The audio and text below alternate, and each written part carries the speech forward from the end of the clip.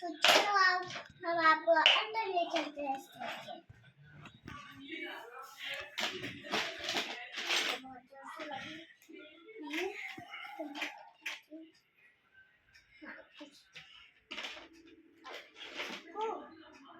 हम इसको ऐसे इसकी जमीन लगाएंगे और इसका वो धोएंगे क्योंकि इसको चोट लगी है, इसकी चोट को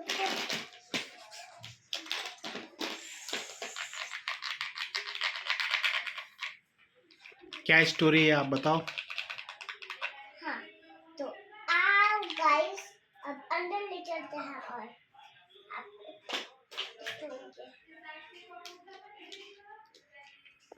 कौन है ये? तो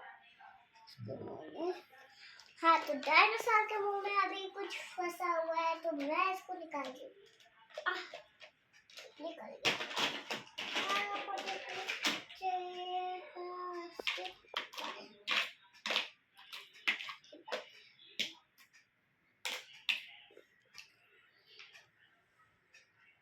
अब मैं करूँगी ऐसे नीचे पानी चाहिए सब कुछ नीचे